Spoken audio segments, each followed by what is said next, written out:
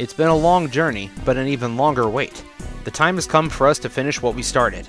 Today, we're diving even deeper and exploring the dark depths of the cyber world and beyond as we finish out our exploration of our community-collaborated Rockman EXE Iceberg chart. Part 1 of this video series covered tiers 1 through 4, Part 2 covered tiers 5 through 7, and from here, we still have tiers 8 through 10. So prepare yourselves, fellow net battlers, as we uncover even more secrets that lay deep within the cyber world.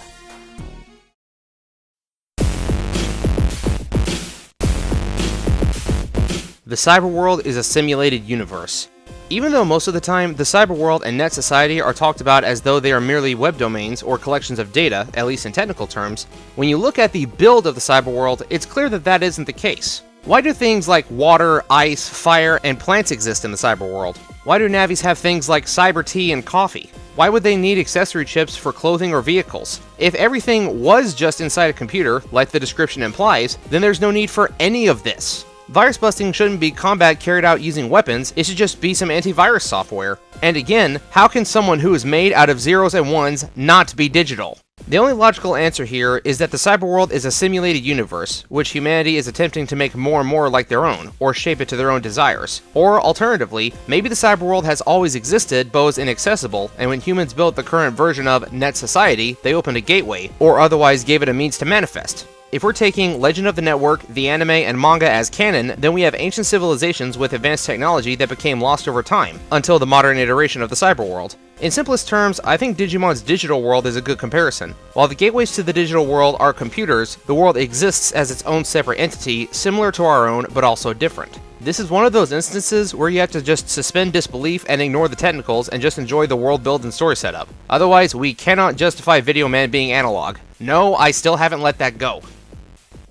Anime alternate English dub. We all know about Mega Man NT Warrior, but there was a second, more faithful English dub for Rockman EXE aired in Southeast Asian countries. This dub was apparently very accurate to the Japanese version, with no censorship and all the names being kept the same. However, like with Double Zeta Gundam and School Ghost Stories, this dub seems to be impossible to find in its complete form. It really kinda bums me out that so many pieces of media like this are just lost to the abyss. Midnight made a post about some of the DVDs for this dub on Twitter, and I'll link it in the description. Copyman.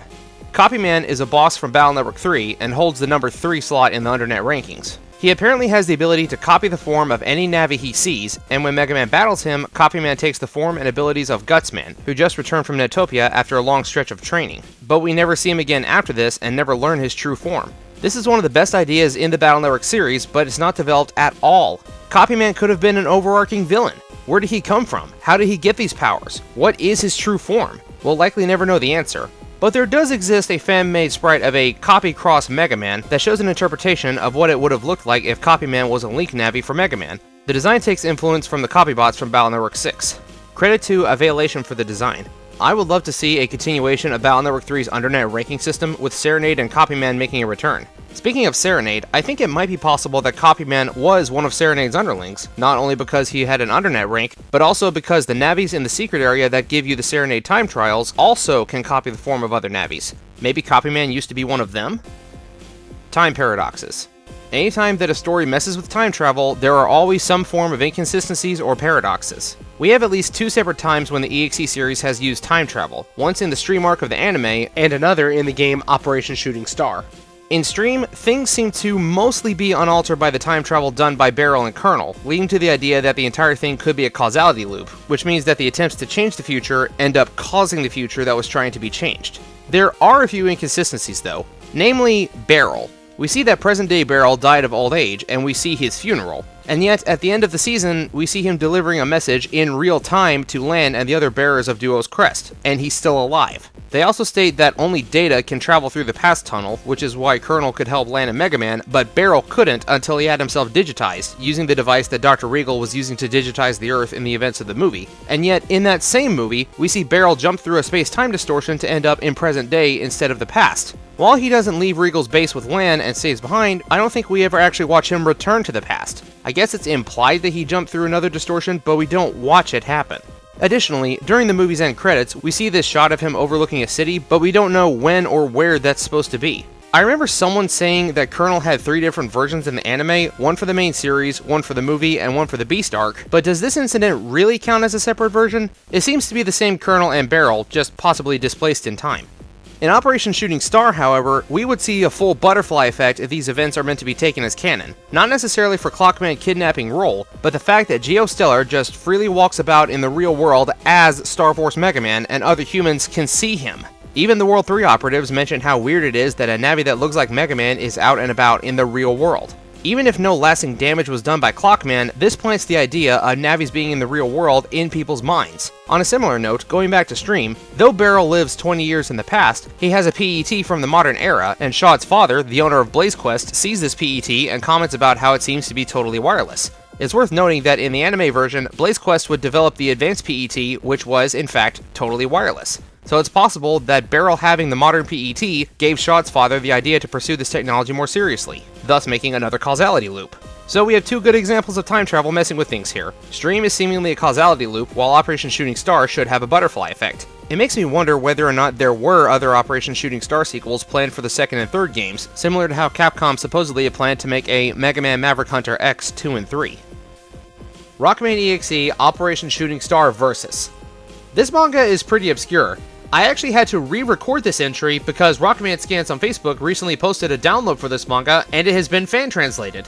Basically, it's a big advertisement for Rockman EXE Operation Shooting Star. It features a character named Raito, and he's fighting against other players, and because they're playing the same game, they're all using Rockman EXE. Raito eventually wins by using the double Rockman program events. That is nothing special, but there's one thing that makes this manga interesting. It turns out that this character, Raito, is actually likely Land and Mail's son, Patch, because Raito is his Japanese name. Look at his design too. He has red hair like Mail, and he wears the Hikari family emblem. This may be the only documented art of Patch that actually exists. Too bad we still don't have anything for his canonical Navi, Mega Man Jr. though.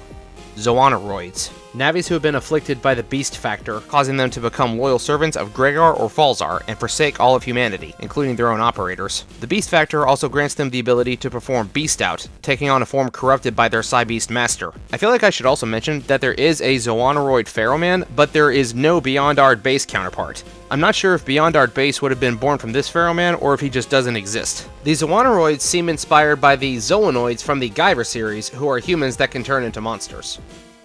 Battle Network predicted the future.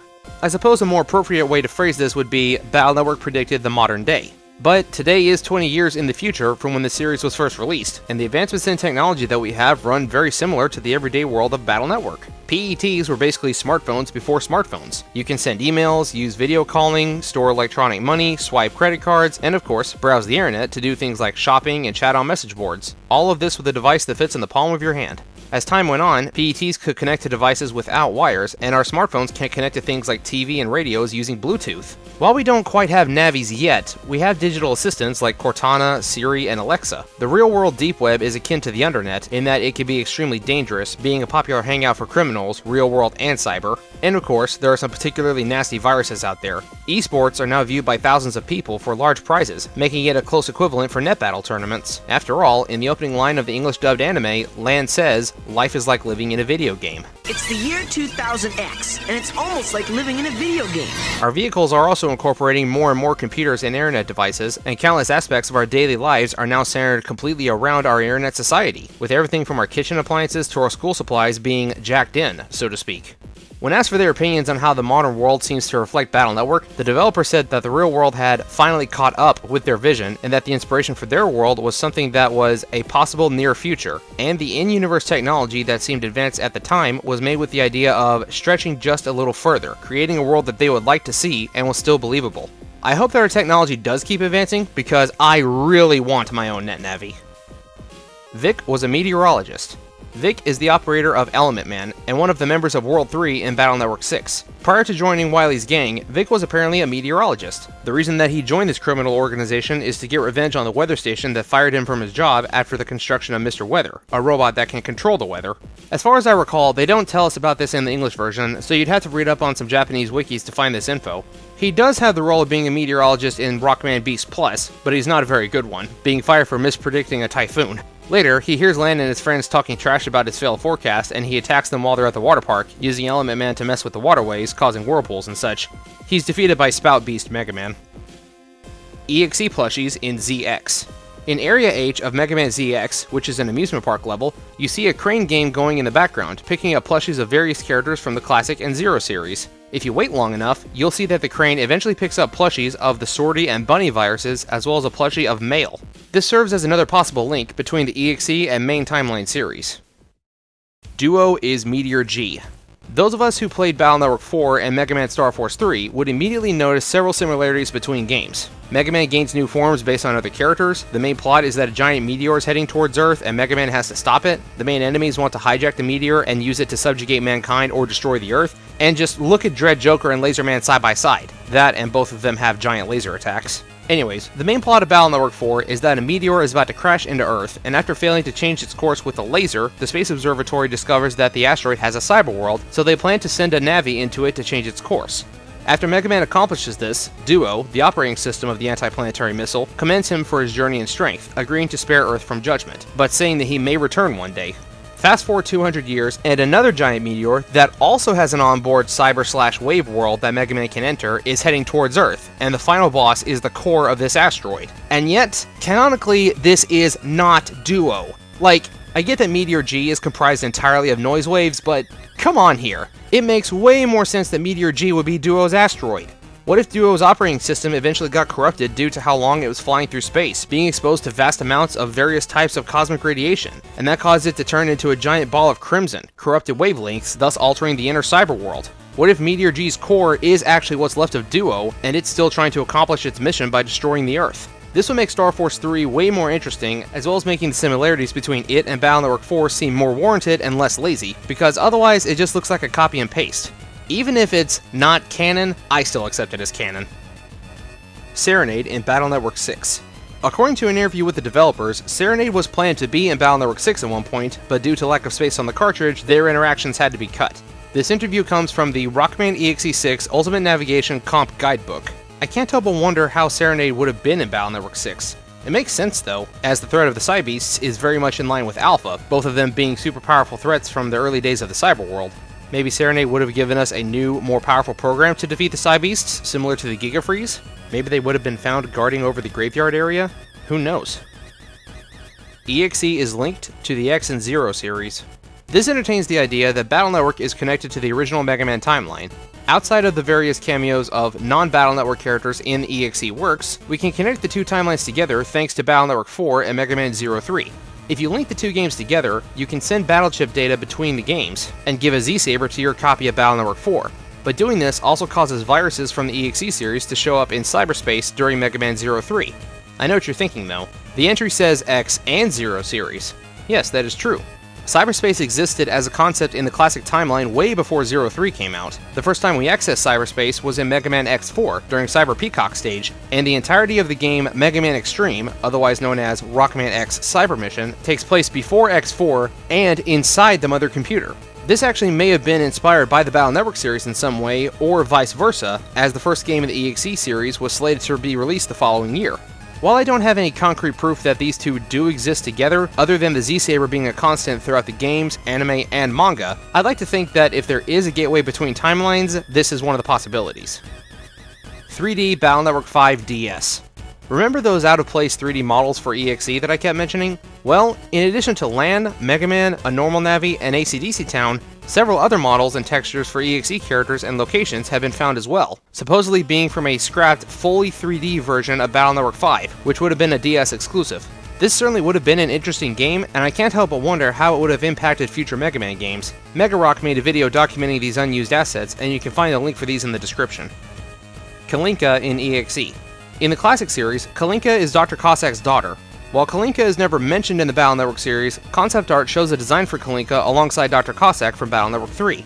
I guess she was cut because she just didn't fit into the story's narrative. Such a shame to see these designs go to waste. Kalinka also apparently makes a small cameo in Mega Man Legends 2. Serenade's operator. Even though Serenade appears to be a solo Navi, it's been rumored for years that the Underking's operator was Mamoru. This theory arose from a rather large pile of evidence. Firstly, Mamoru's father built the Undernet server. Secondly, Mamoru's last name is Ura in the English version and Urakawa in the Japanese version. Additionally, the Japanese name for the Undernet is the Uranet. But the biggest piece of evidence is the fact that Mamoru's wheelchair has Serenade's emblem on it. We also know that Mamoru has an interest in net battles, as he asks Lan to get him an ice ball battle chip, which would be useless to him unless he has a Navi. While they never spell it out directly for us, this theory more or less got confirmed by Masakazu Eguchi. I think a nice subtle piece of confirmation would have been if they gave Serenade an ice ball attack during the boss battle. Too bad Mamoru and Serenade never made another appearance in the later games, not even in Battle Chip Challenge.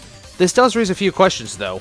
If Serenade claims to be a Dark Navi, then why would they allow themselves to be operated by a human child? I really wish that we could have seen some sort of interaction between these two. Battle Network is on a separate timeline.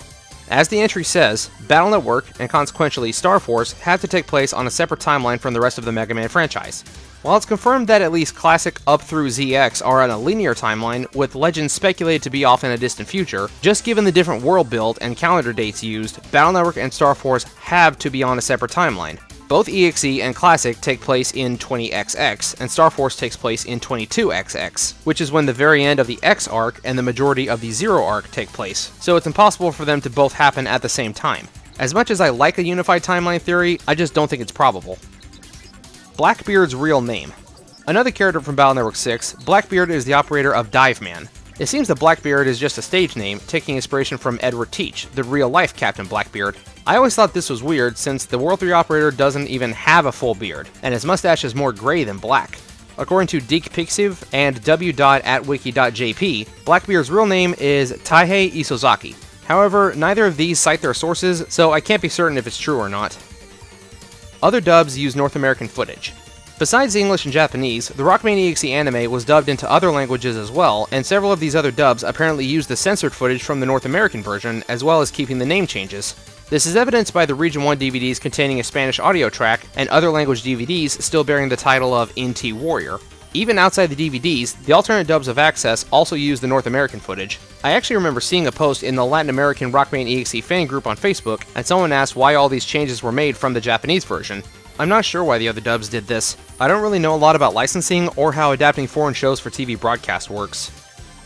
Robot Master Sharkman. Believe it or not, Sharkman is not a Battle Network original. Sharkman was a Robot Master before the Battle Network series. So why don't you remember him? Well, because like Torchman's first Robot Master counterpart, he was exclusive to Mega Man 3 for DOS. I honestly didn't even know this until I started this whole Iceberg project. Credit to the Venom Spino for bringing this to my attention. But I don't think that the DOS games actually count, so nobody really counts these Robot Masters as canon. Heck, two characters from the DOS games, Blade Man and Torchman, have gotten a remake in some of the more recent classic Mega Man titles. Metabots crossover. Man, these crossovers just never end. In addition to Duel Masters and Boktai, Rockman EXE has also done a crossover with Metabots in the game Metarot S Unlimited Nova, another Japanese exclusive mobile game. The collaboration with Rockman EXE was very recent, taking place from August to early September of 2021. The crossover featured 3 new Metabots to collect, one based on Rockman, one based on Roll, and one inspired by Forte GS. In addition to that, BGM from the Rockman EXE series could also be unlocked. This crossover simultaneously makes sense, but is also strange. I could believe that Mega Man should do a crossover with Metabots, but the strange part is that it's the EXE series, one of the few times where Mega Man is not a robot. But thematically speaking, when both series feature kids who can customize their cybernetic companions to fight each other, that seems like a great matchup. Plus, the fact that this was so recent gives me the hope that maybe Capcom hasn't abandoned this IP just yet. Navi copies. There are several instances of Navis being copied in one way or another. The most common way is by the use of image data, which is a copy of a Navi's body and combat abilities, but not their personality. It's implied that this is how Dr. Wily made so many clones of Blaster Man and Stone Man in the anime. They're all digital, remember? Copying them was as easy as clicking a button. This could also be the way that Navi chips are used. While we never see a Navi chip used in the anime, in the manga, Team Style Mega Man can summon a copy of a Navi from the original Mega Man's memories. Toward the end of Battle Network 2, we also see several clones of Navis being used by Gospel in an attempt to stop Mega Man from reaching the Super Navi. There is another method of copying Navis called backup data. While we never see the process of backup data being used, several times in the games, manga, and anime, we see Navis who were deleted but then revived using backup data. These Navi backups retain the personalities of the original and sometimes have a new title, like adding a 2 at the end of their name. I am curious to see what would happen if backup data were used to create a Navi clone while the previous version was still active. It should also be noted that image data and backup data are different from Navi Ghosts and Asteroid Navis, which we covered earlier. There are some truly bizarre moments in Rockman EXE 4.5 when playable navis can fight against themselves. The weirdest instance is when you can have 3 metal men in the same area at the same time. One is playable, one is fightable, and the third one blocks your path, wanting you to play a minigame with him. Which one of these is the real metal man? Backup data and Navi cloning does raise some questions of ethics around Navi operation and net battling though. If net navis have souls, then is it right to just copy their data as though they were expendable? In sources outside the games, most net battles don't really seem to be to the death, especially in tournaments. But in Battle Network 4, Junkman is actually deleted after losing to Mega Man, stating that because he has no operator or backup data that he can't be revived. If you lose during the tournaments of Battle Network 4 or during the N1 in Battle Network 3, it counts as a game over. So does this mean that every tournament is a net battle to the death, and the Navis are just revived immediately afterward? In Battle Network 4, the announcer does always proclaim that the enemy is deleted after losing. In the first few games, after defeating a friendly Navi, most of the time the operator won't rematch you until you progress the story some more, sometimes saying that they want to repair or upgrade their Navi. Are you slaughtering these Navis every time you grind for battle chips or bug frags? Who knows? Gauss is a crossdresser. This is something that is exclusive to the anime. For some reason, they decided to make Magnet Man's operator, Gauss Magnus, a crossdresser, complete with a frilly dress, wig, makeup, and a fan. He keeps the beard though. This is often done in moments of peril, and it seems like he's just playing it up in the moment, acting like a damsel in distress, even pitching up his voice. I think it's just meant to be for comedic effect. Otherwise, it may be a reference that I don't get. Out of all the characters that could do this, why Gauss though? Maybe because he was an elegant and powerful businessman, so it creates a bigger contrast? I'm not sure. His brother Count Zap also cross-dressed once when he was impersonating Mama Zap in front of Lan. They actually did keep Gauss cross-dressing during 2 episodes of the English dub. In the episode Working for Grave, they are at a costume party, and during the Access episode Commander Beef Returns, in the dub he says that the cleaners messed up his order, presumably that they swapped his clothes with his dress by mistake, and several other characters are dressed up as Commander Beef at that time. They do tone down him acting like a damsel in distress though, and he doesn't pitch his voice up. I honestly don't really know what this is all about. Bug Riser. Bug Riser is a multi-bug organism similar to Gospel and Gregar, who has only had 2 appearances that I know of. Its image is used for the icons of the Battle Network 6 Gigachips Bug Rise Sword and Bug Death Thunder. Bug Rise Sword turns your charge shot into a Dark Sword, while Bug Death Thunder turns it into a Dark Thunder. Both chips consume bug frags upon use. Bug Riser has only made a proper appearance in a bonus chapter of the Mega Man NT Warrior manga called The Nightmare of Battle Chip Stadium, and requires the combined power of Mega Man, Proto Man, and Colonel to defeat, as well as the implementation of the unique program advance, Volcano Panic Express. Bug Riser has never been further elaborated upon, but it seems to contain a higher intellect than Gospel, being able to audibly speak and express its own will. I really wish that we'd gotten to see more of this character in one way or another. Beyondard. This is a parallel world featured in the Beast arc of the Rockman EXE anime. According to the Mega Man knowledge base, this is not the name of the parallel Earth, but rather it's a term that means the world beyond, and is used to differentiate the alternate world from the main one. This is a post-apocalyptic world where a disaster with the dimensional area caused the cyber world and real world to merge, and Navis can materialize under their own power. This resulted in the Cybeasts Gregar and Falzar being unleashed upon the real world. As to be expected, Beyondard's version of Dr. Wily is to blame. The inhabitants of Beyondard are also parallels to that of regular Earth, but we also have characters that did not appear elsewhere in the series, namely the majority of the Link Navi operators from Battle Network 6. It should be noted that some of the Beyondard counterparts of the pre-existing characters are actually more in line with their game counterparts than the previous anime versions. Beyondard Beryl split his kernel into 2 separate entities, creating Iris in the process, and Beyondard Vidi Narcy is already paired up with Video Man instead of receiving him as an asteroid. There is no main Earth counterpart for Iris, and the only anime version that exists is from Beyondard. Duo's home planet. At the end of Battle Network 4, Duo introduces himself not as a Navi, but as the operating system of his asteroid, which is actually an anti-planetary missile. This means that he was sent from another planet to destroy the Earth. So the question is, what planet is he from? We don't really know. It is possible that he could be from a world located near where planets AM and FM reside in the Star Force series, but we don't really have a solid answer, at least as far as the games are concerned. In the anime, Duo was created on Earth in the distant past, as shown in episode 45 of Rockman EXE Stream. This counterpart of Duo is considered to be a net Navi, created to manage the chaotic prehistoric cyberworld. However, Duo became too powerful and essentially took on the status of godhood. By following the direction of his programming to preserve order in the universe, Duo saw the flaws in humanity and believed that they were headed down an evil path, and decided to eradicate the ancient civilization. We're also shown the design of the ancient Navis, and they bear a striking resemblance to Slur. Upon finding Lan and his friends investigating the ancient ruins to find a means to stop Duo, Slur destroys the ruins, with our heroes barely escaping alive. Duo, being from a super advanced prehistoric civilization, plays into the same themes behind Mu from Mega Man Star Force 2, as well as the previously mentioned incarnation of Pharaoh Man from the Mega Man NT Warrior manga.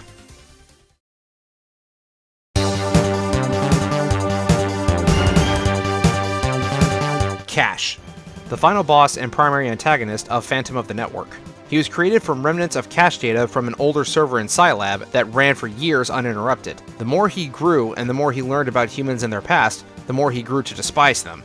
He created the Jamming Men and uses them and data cache copies of various navies to attack the cyber world. Cash also appears in the Beast Plus arc of the anime, serving as the final antagonist of the series. He plays more or less the same role as his game counterpart, but nearly succeeded in destroying the world after transforming every human and navi into cache data. He is destroyed by Cross-Fusion Mega Man. Cash's design bears some resemblance to copybots. I'm unsure if this was intentional, however. Maybe because Cash could control copies of navis, the copybots were designed in reference to Cash. Link power is based on SoulNet. Well, the two do seem to have some great similarities to each other. The purpose of SoulNet was to link together mankind's souls via a special wavelength to allow greater bonds to be formed. The original incarnation of SoulNet was developed by Tadashi Ikari and Dr. Wily, both deciding to let their descendants finish the project. Link power and the line of study that would lead to the creation of brother bands were developed by Lan, as evidenced from his diary pages in Mega Man Star Force 2. Lan was present during the activation of Dr. Regal's SoulNet, and he managed to form a deep enough connection with Mega Man, his brother Hub, to defeat Nebula Grey. Maybe this incident inspired Lan to pursue this idea, but to use it for good? Even the ending scene of Battle Network 5 and Star Force 1 are nearly identical, with each respective Mega Man's friends sending their power to him via a bond as friends. This seems pretty open and shut to me. Hub was an Eternal Life project. Out of all of the oddities in the EXE series, one of the strangest instances has to be the digitization of human souls. While it's presented as a means of a father reviving his deceased son, what if there was an ulterior motive? Remember Tadashi Ikari's Cyber Ghost? He knew Lan and Hub's names, meaning that prior to his death and digitization, the twins must have been born, or at the very least had their names picked out. Since Hub died as a baby, it seems to be possible that Tadashi helped his son digitize Hub's DNA, and would later use the same procedure on himself, inserting himself into the Guardian program and then going into slumber alongside Alpha. But, despite Alpha disappearing, remember that during the ending sequence of Battle Network 5, Team Proto Man more specifically, we can hear Tadashi's voice. It seems that the digitizing actually did make him somewhat immortal. I wonder what happened to Tadashi's soul during Mega Man Star Force. We don't really see this idea explored in the manga as far as I can recall. Although in the anime, Dr. Wily preemptively digitized his personality data and current memories, putting them onto a chip, and ordered the EXE World 3 members to find it. The chip was lost in the ocean after falling off of Gauss's blimp during a fight between Gauss and Count Zap. It wasn't necessary though, as Dr. Wily was still alive. If he was able to do this, I wonder if this means that Hub does exist in the anime. Trill. Another anime-exclusive character, and one of the few instances where we have a confirmed ChildNet Navi. He first appears in the Beast arc and is found by Bubble Man, who delivers him to Net City. Not knowing his name, Roll temporarily named him Beep. It turns out that Trill was created by the Beyondard version of Tadashi Ikari in order to harness the power of the Psybeasts so that Gregar and Falzar could be defeated. This is seen when he gives Mega Man the ability to Beast Out. He is called the Synchronizer by various Zoanoroids because Trill's true reason for existing is to neutralize the Psybeast factor that has afflicted so many Navis in Beyondard. Trill also appears in the final episode of Beast Plus, serving as a Deus Ex Machina to save Lan and Mega Man when they'd already been converted into cache data. It's implied that this version of Trill is actually a cache copy, since the real Trill should still be back at Beyondard. The word trill is also a musical term, used to describe when the instrument player rapidly alternates between two adjacent notes. This is reflected in how Trill gives Mega Man two separate Psybeast forms. Sigma Virus in EXE. Given that the EXE series takes place primarily inside a computer world and other characters from the Mega Man X series have made an appearance in this universe, several fans expected to see some incarnation of the Sigma virus in Battle Network. However, this never came to be in any form of EXE media so far. The closest thing we get are the Zero virus, as during Mega Man X5, the Zero virus is described as a merging of the Sigma virus and the Eurasia Colony virus that has the same data reading as Zero. As far as a stand-in role goes, Psybeast Falzar and the anime version of Pharaoh Man actually share some similarities to Sigma. Both were created to help protect humanity from threats, but circumstances led to them becoming too powerful and uncontrollable, consequently making them a primary antagonist. Despite these similarities, Sigma sadly never had a proper appearance in the EXE series. Such a wasted opportunity. Navis that outlive their operators. Kind of a sad concept, but because Navis are data, they age at a different rate than humans do. We have seen a few instances of Navis outliving their operators, like Yuko's Navi Ponta or Tadashi Akari's Navi in Battle Network 5. In the case of Ponta, we can assume that Yuko's dad took care of him after she passed on to the afterlife, unless he was deleted during the battle with Lan. Ponta never does have any dialogue before or after the match. In the anime, both Gauss and Magnet Man are sentenced to 937 years in prison, and Magnet Man was stored inside a Navi prison vault, still inside his PET. If Tesla hadn't busted them out, Magnet Man would likely have survived the sentence, but Gauss definitely would have died of old age.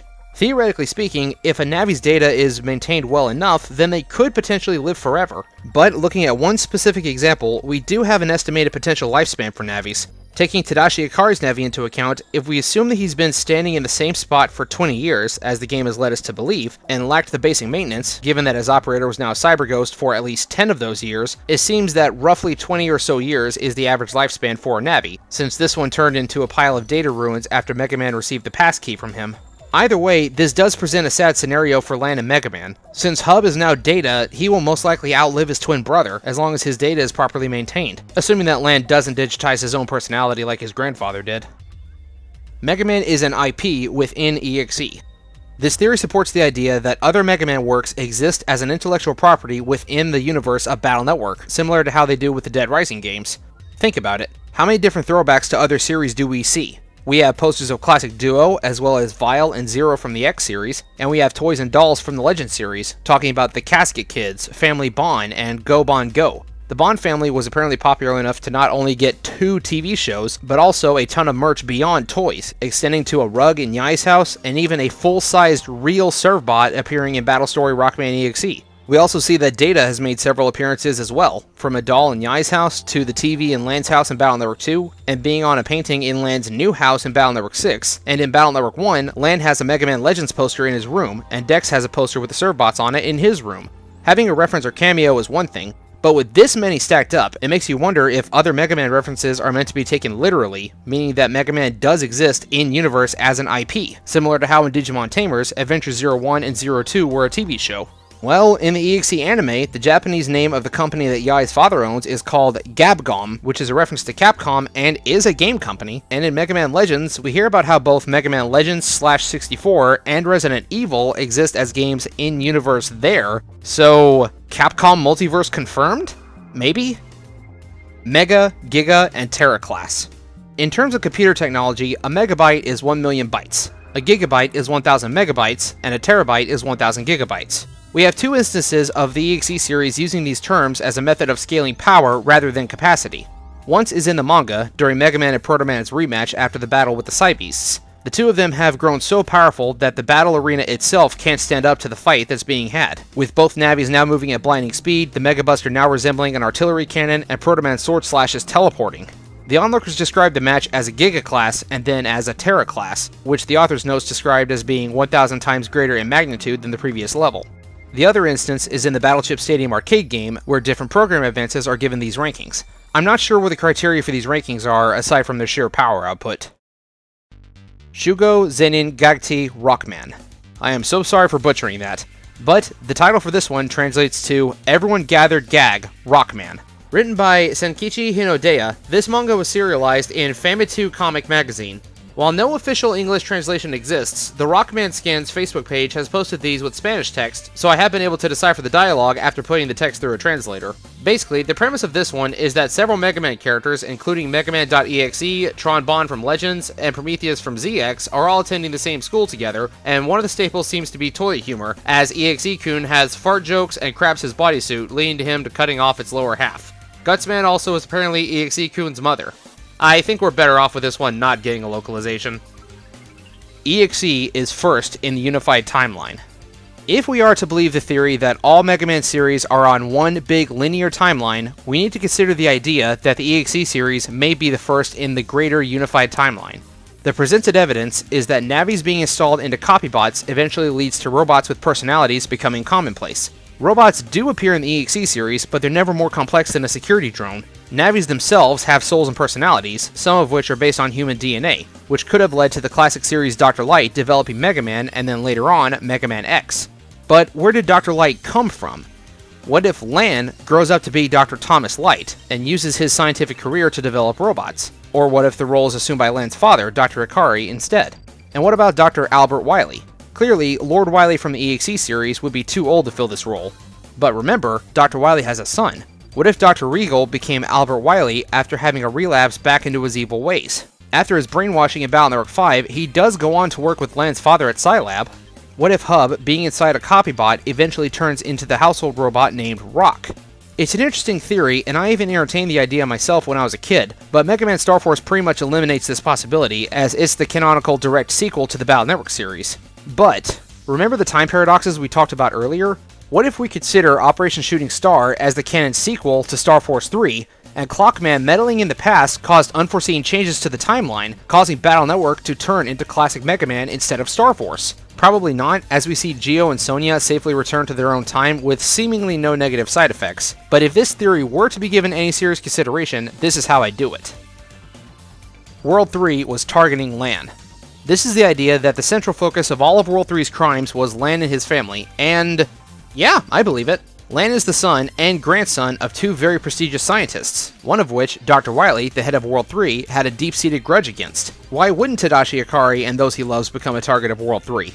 It makes perfect sense. It actually makes other seemingly random instances make even more sense. Why else would the small suburb of AC/DC Town be a repeat target? If the World 3's goal was to destroy or conquer the world, then why do they keep doing small-time crime like setting ovens on fire or taking over schools? Unless the Ikaris were the target the entire time. If we consider that Wily was behind Gospel as well, then Airman attacking Yai's house, as well as Speedy Dave trying to flood the Alcuden Valley campgrounds and Gauss hijacking Lan's flight, while the leader of Gospel was on board, all of these seem to be just random and somewhat nonsensical instances that Lan just so happens to get caught up in, unless it was deliberate. They were all specifically targeting Lan and his friends. Otherwise, isn't it just the luckiest thing in the world that Lan just happened to show up to stop the disasters? Dragon Poker. Dragon Poker is a Japanese exclusive mobile game that released in 2013 for iOS and Android. In 2018, they did a crossover collab with Rockman EXE, where a wide variety of characters from the EXE series are playable in the game.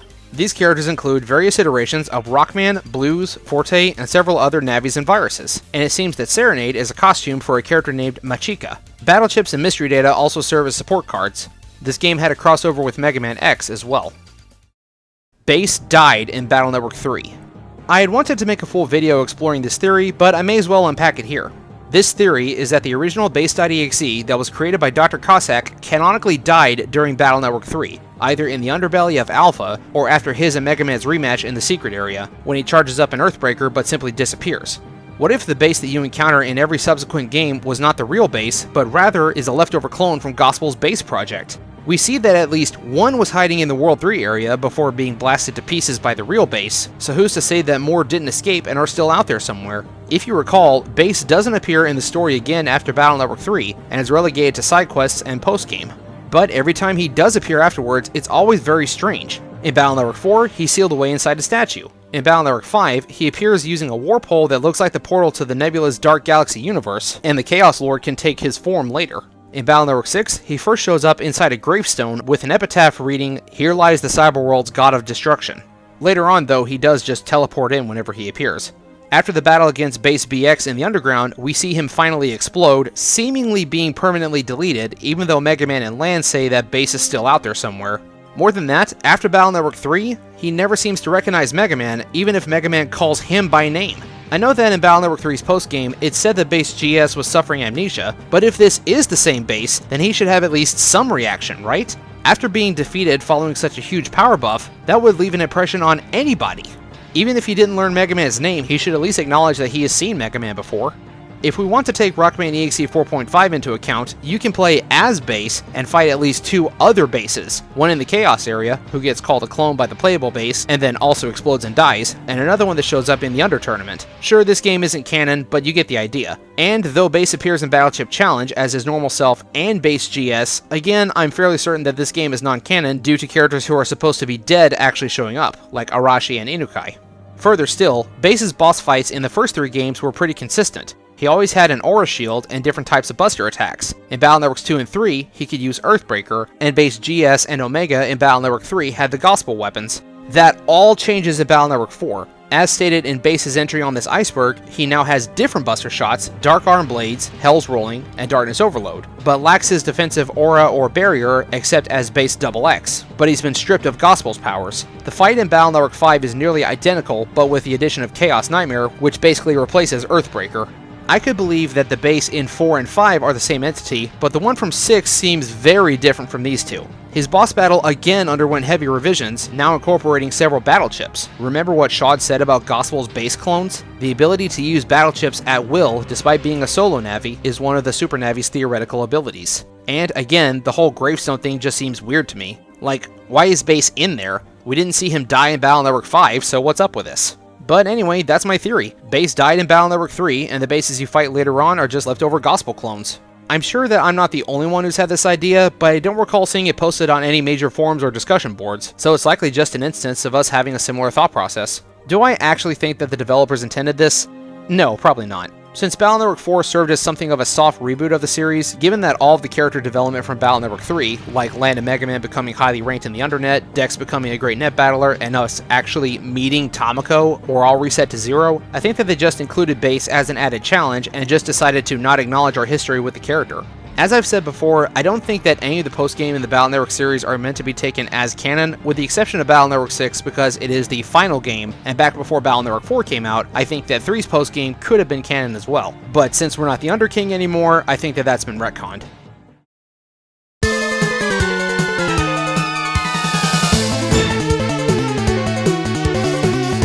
Garuru Rockman. I had to probe the deepest parts of the cyberworld to find this one, and even then, I only found the title. Garuru Rockman EXE, meaning Growling Rockman EXE, was featured in a 2006 issue of Koro Koro magazine, but I can't find any further info on it or scans of the issue it's from. If I had to guess, based on the title, I think that Growling Rockman EXE likely takes influence from Battle Network 6, probably featuring Cybeast Mega Man. All I was able to find on this one was a screenshot of the magazine's cover, which I sourced from another website. The same can be said for another entry on this tier, Bakusho Network Rockman Yaro EXE, which, I'm not even kidding, translates to LOL Network Rockman Bastard EXE, according to Japanese Wikipedia. All I can find for this one is the Wikipedia page and a single screenshot that was shared on Twitter, as well as the author's name, which is Yuji Ida.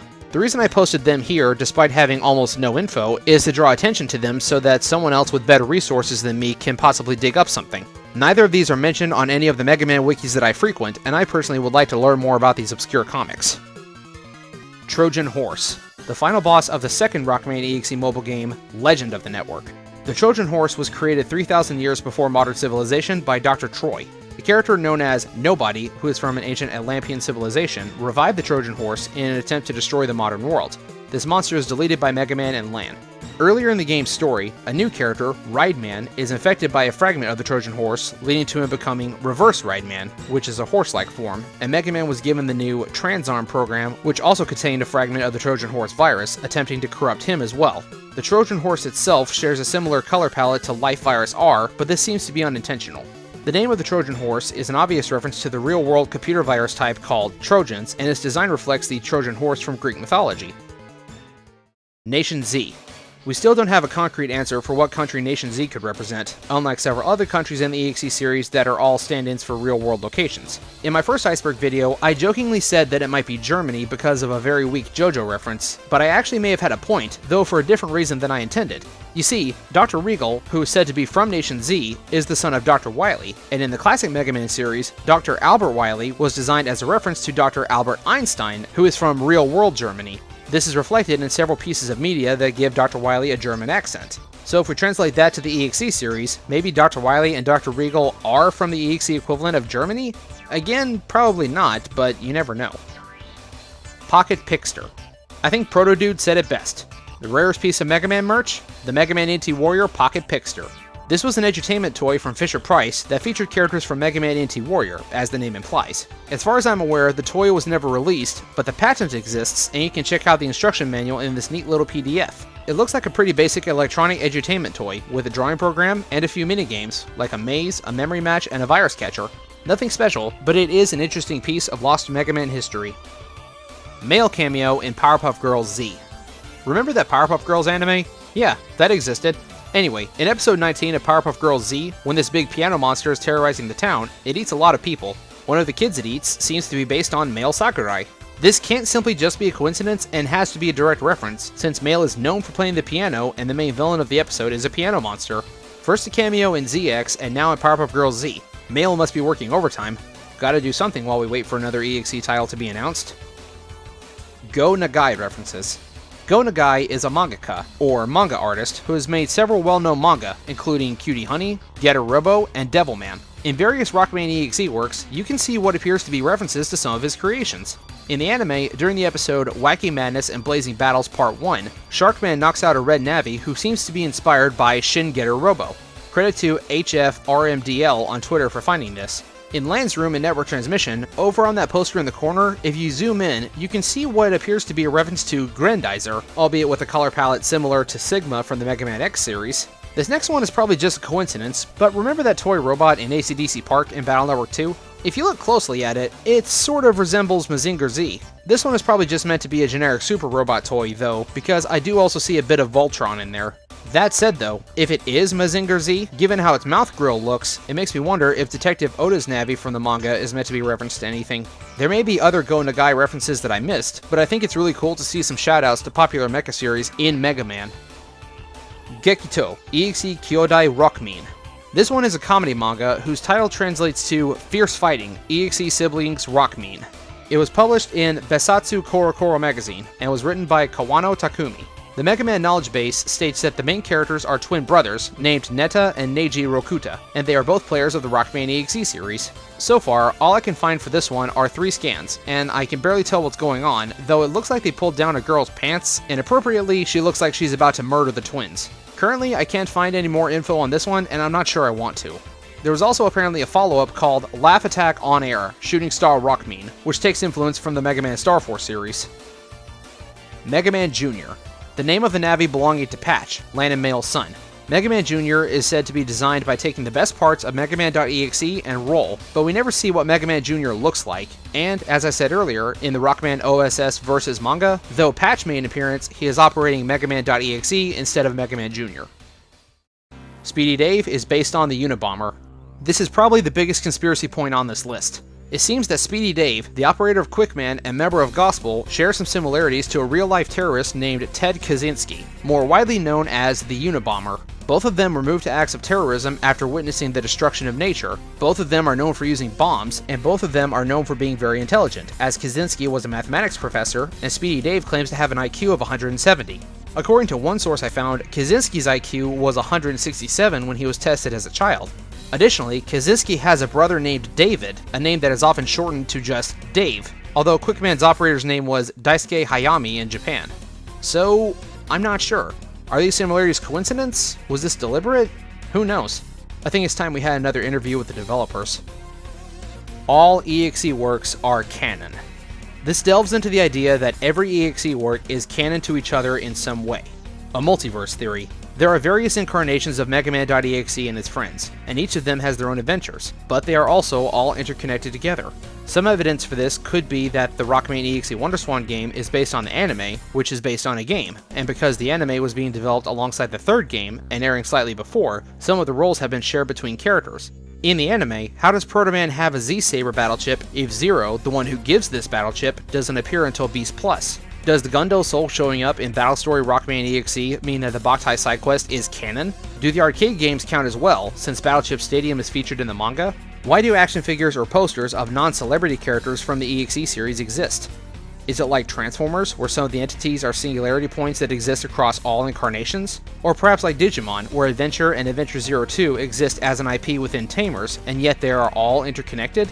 Multiverses are often a tricky concept when it comes to works of fiction, and I don't really know if I'm the best one to tackle this particular subject. I personally don't buy into this as being an existing possibility, simply because every incarnation of the series is too different. Character motivations, battle mechanics, world build, power scaling, it's all too inconsistent in between versions to try to make it all work as one big narrative. I would love to see a Battle Network multiverse explored though.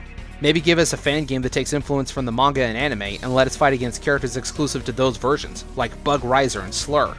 But in defense of this idea, the anime does give us the world of Beyond Art, which has some elements more faithful to the games than the rest of the anime series up to that point. Maybe the games and manga exist as their own versions of Beyond Art, just parallel universes to the main Earth from the EXE anime? Who really knows? Finally, we've reached the end. If you stuck with us through this multi-hour chronicle of varying trivia, I want to extend my most sincere thanks. This has been the most ambitious video project I've undertaken to date, and it certainly wouldn't have been possible without the many contributors to this iceberg. Special thanks to Memer Deluxe 1111, Kaisan, ShadowRockZX, Midnight WV4, Alicia Pixels, Emmanuel EXE, Celtic Guardian 1020, Taraj 42, The Venom Spino, Net Ghost, Bigfoot Hunter V2, Robofur, Joel Baker, Light Blue, Luminator, Wai-Chan, Mega Rock Reborn, Race, People Who Play EXE, Chaos Max 1268, Brain Gumpack, Halberdier V2, Nerdler, Natalia, Blake Blast, Lokman Beta High, Arkway Brunstud, Archmage MC, and Adel Flade. I apologize if I missed anybody's name, but these are all the names I had in my notes and all the ones that I could find while scrolling throughout my comments on my videos. Again, thank you all for your contributions and for helping this channel and community grow. By the end of this project, we've grown our subscriber count from less than 1,000 to over 3,000, with more joining every day. It really does warm my heart to see that so many people have the same fondness for my favorite game series, and I hope that I can continue to provide you with content that you enjoy in the future. Once again, thank you all so much for watching and sharing your knowledge and trivia with us and the community. This has been Blade Cross EXE, part of Flashing Blades Productions, and I will see you in the next video. Peace out.